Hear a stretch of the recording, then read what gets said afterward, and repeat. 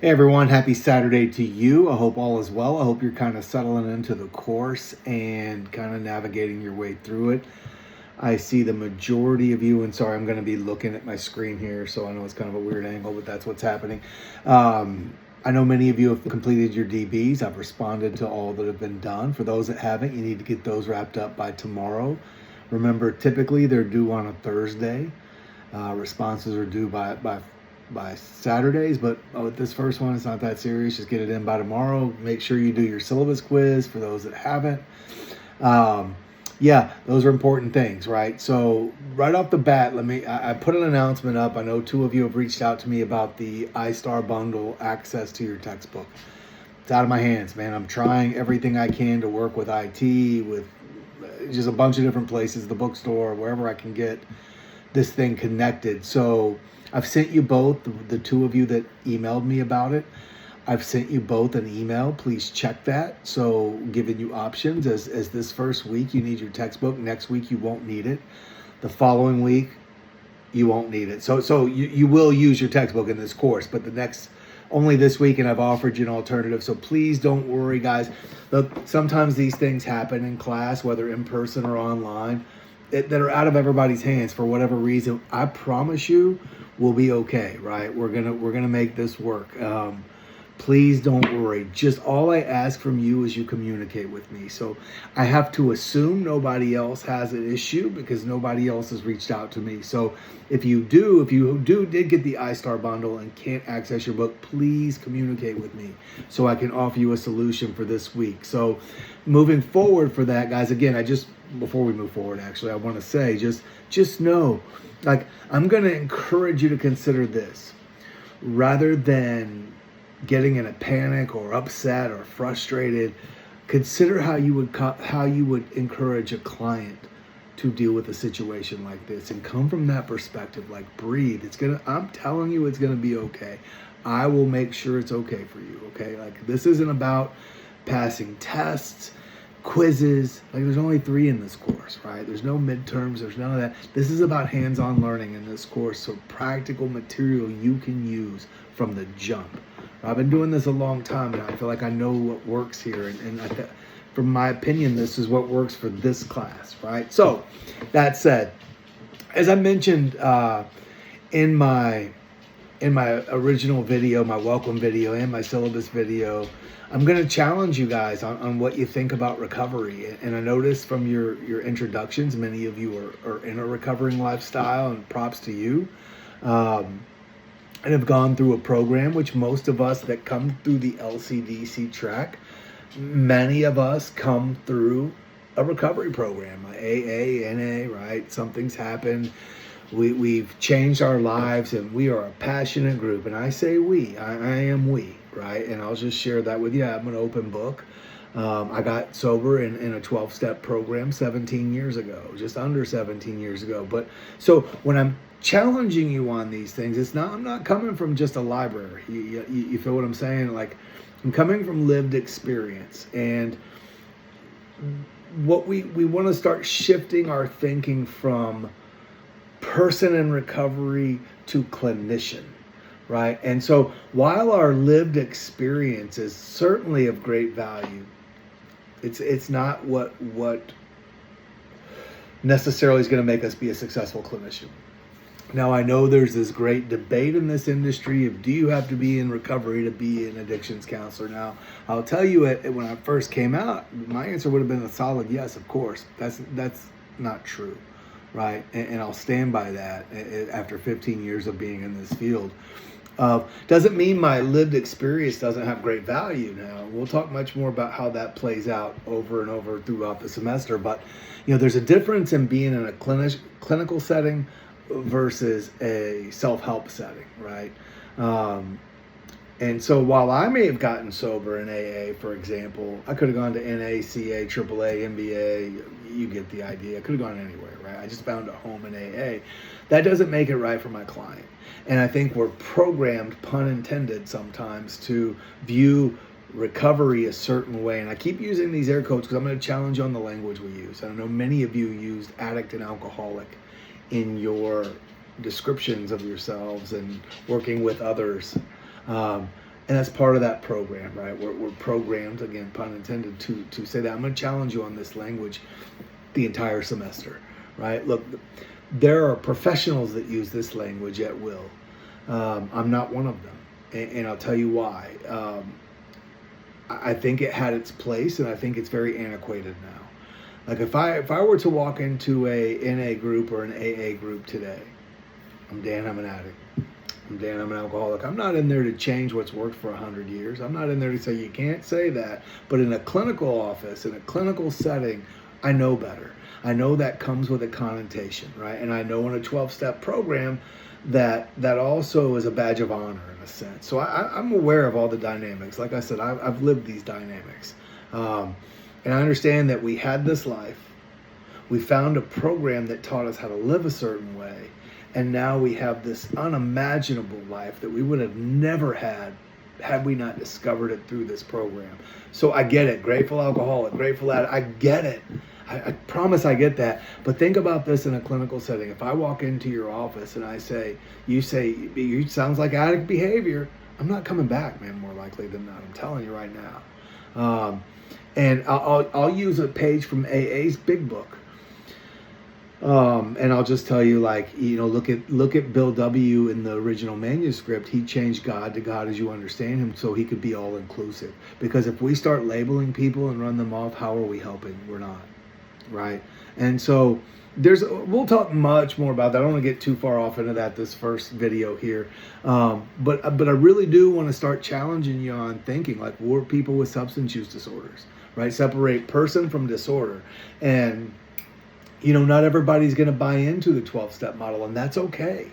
Like, rarely have we seen a person fail. Again, we're programmed to say, well, they're disconnected, or they're not willing, or they're not engaging. I've seen lots of people engage. I was one that thoroughly engaged and couldn't get it, right, for a while. So, we got to be careful with that program jargon in some ways. Like, and I would tell you like this, let me back way up to do you have to be in recovery to help somebody? And I'll say this, do you have to have been homeless to help somebody who's homeless?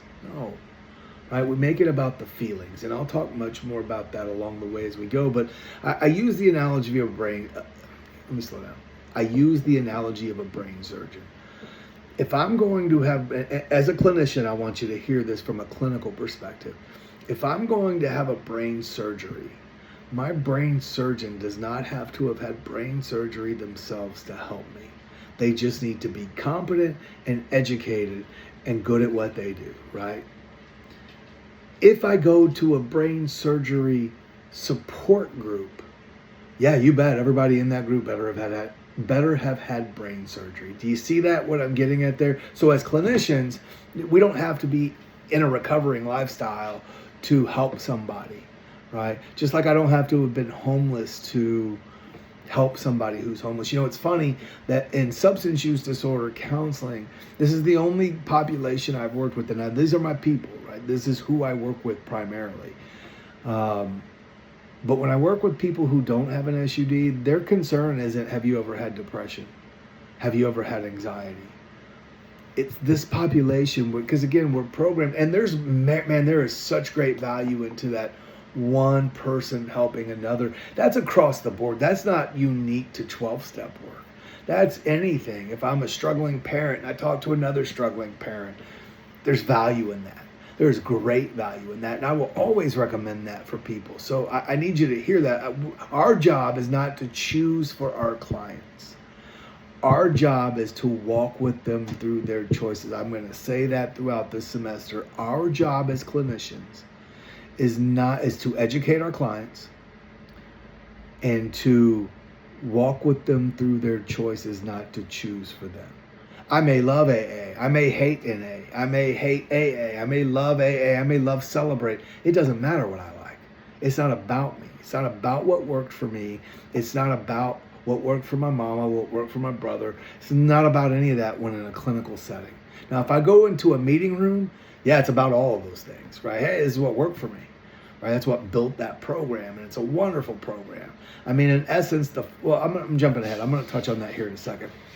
So, ideally, again, we want to start to shift our mind and our thinking to a more clinical perspective, right? And so our job is to educate our clients as LCDCs.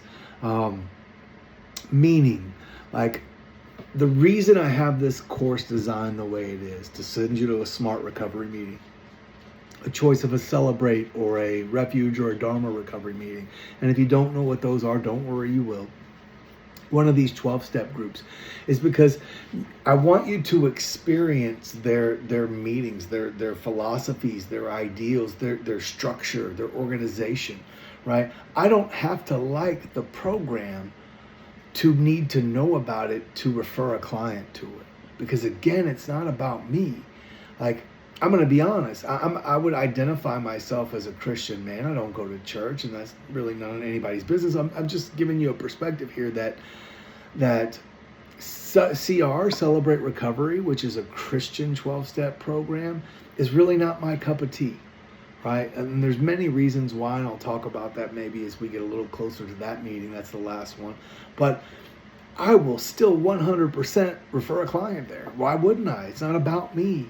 I don't have to like it. I just need to be educated in their philosophies and values and organization and structure so that I can have a conversation with a client, educate them on what they do so that they can then make a more informed decision about what works for them, right? I'll tell you this. When I worked at a treatment center, for about 8.5 years, and great experience. I think anybody that's going to work with with the SUD population as an LCDC should absolutely spend some time at a treatment center. A wonderful experience, right, overall. And in that time, I worked with this gentleman, and he's, I don't know, almost 10 years sober now. And I get a text from him on his birthday, right, his sobriety birthday every year. And I look forward to this text. It's the same text every year for the last 10 years. And he just says, I'm still not signing your paper. Here's to 10 or here's to whatever. And we laugh like hell, right? Like, here's what that story is.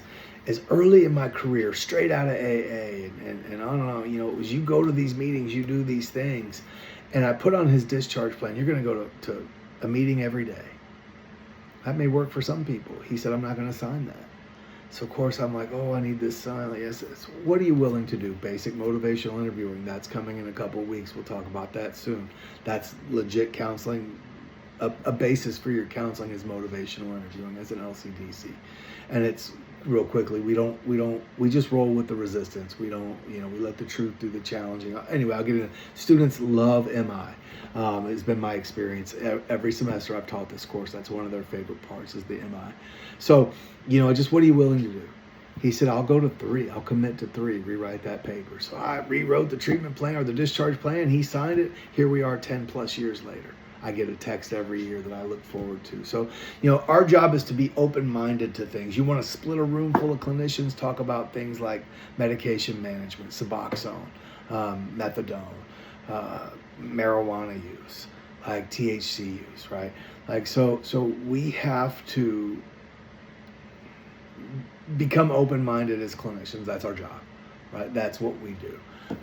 So we'll get into much more of that soon. So this week you have your first of 3 quizzes. Again, for those that are having trouble with accessing the textbook, I've emailed you the 2 that have reached out to me. If there's anyone else, you need to reach out to me so I can offer you the same solution. You'll just read this chapter 1 on modern approaches, evidence-based practices, and ethical concepts. You'll take the quiz. Pretty simple. Next week is your first meeting attendance. This is a shorter class. Normally this comes around week 4, but here we are, week 3. And I've set this class up to, you'll write a 2+ page paper, 2 to 3, no more than 3, no less than 2. You should have read your syllabus and watched the video, and you know that I won't take anything less than 2 pages, not 1 3/4. It has to be a minimum of 2 pages. And it can't be about a meeting you already attend.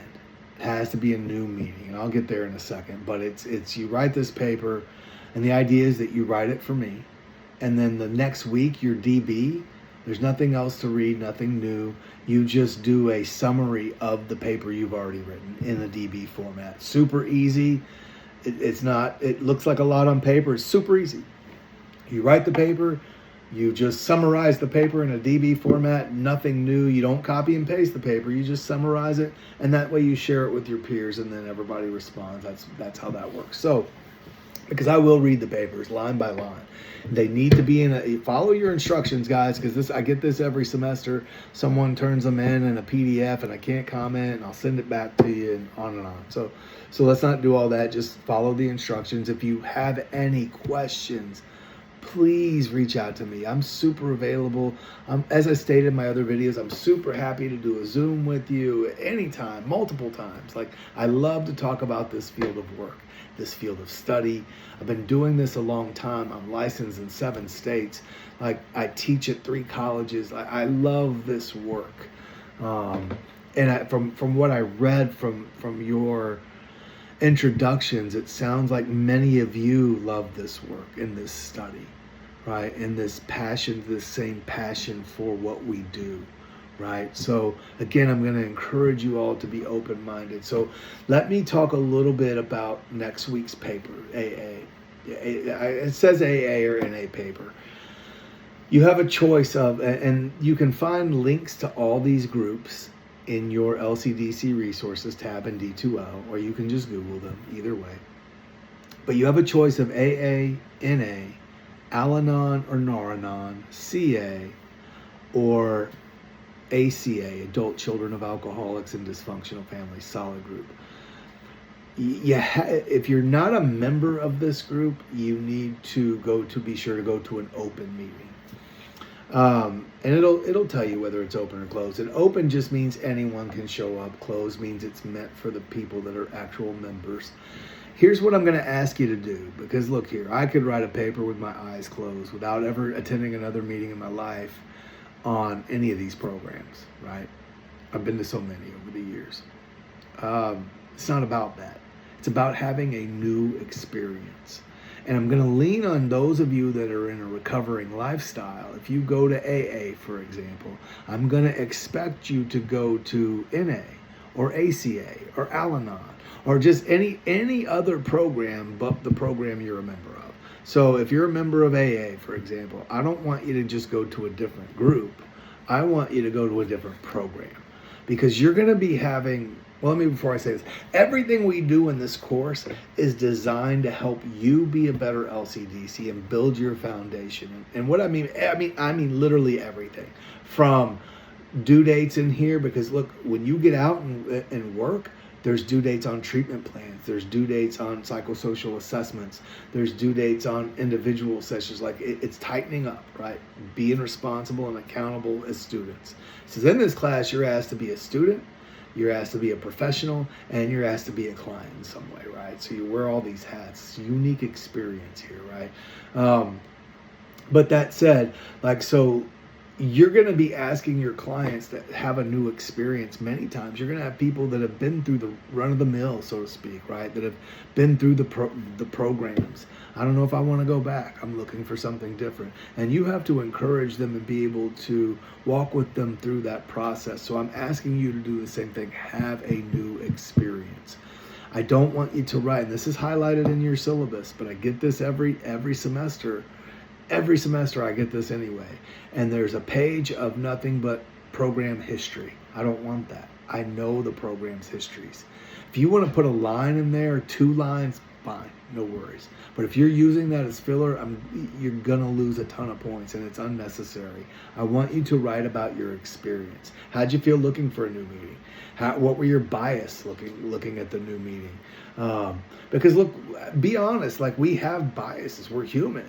We like to say we don't. I taught a multicultural counseling class for several years, and the first bias recognized is people are like, oh great, there's a middle-aged white dude teaching a multicultural counseling class. I'm like, there's a bias right there, because isn't that still a culture? Well, who says I can't teach right? You get what I'm saying? We all have them, and especially those that come from 12-step work. I'm a 12-step guy, I get it. AA is a rigid program. NA is a rigid program. I'm not saying that is a bad thing. I'm just saying it's a thing.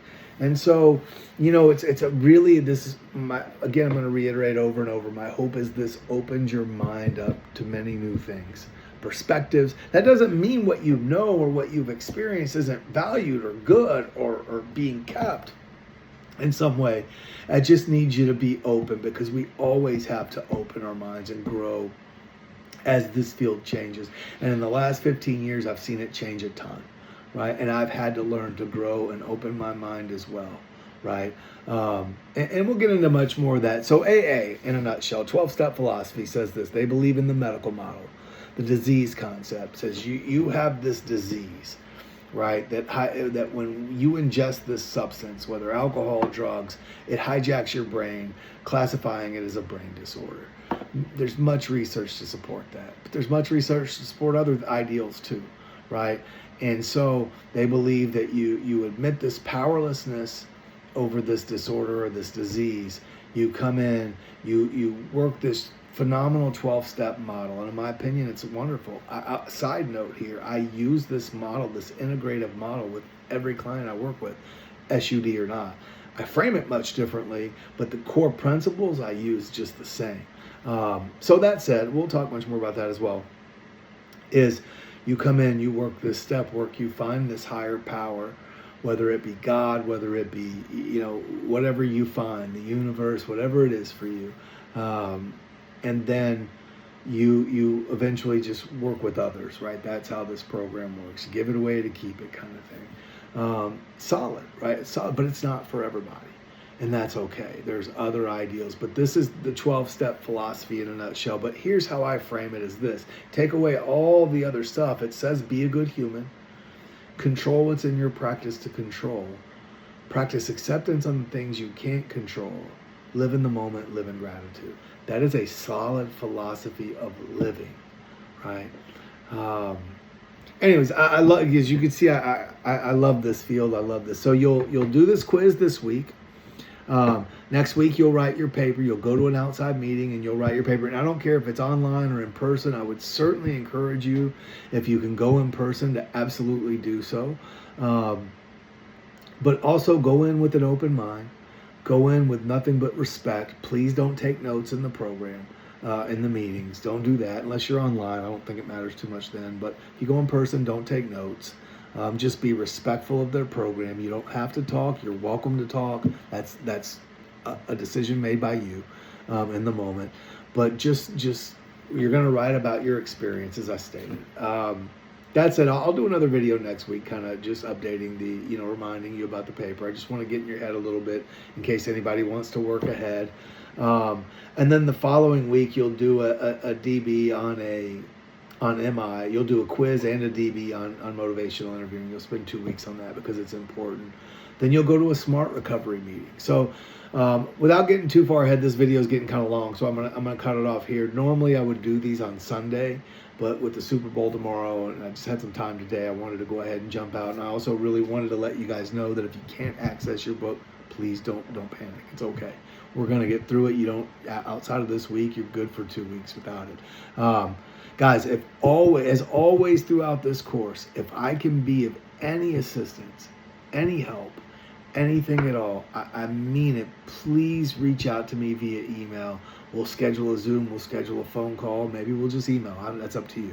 But I'm happy to help any way I can, guys. I look forward to a great semester working with some wonderful people. I read, in your introduction, some of you really are focused on what population you want to work with, and I love that, whether it's veterans, young people, lower income. I love that there's room for all of us, and all of us need this, right? From the highest of high end to the lowest of low end, and every population in between. So I was really happy to see the wide variety of focus there. And yeah, guys, we'll talk soon. Have a great week.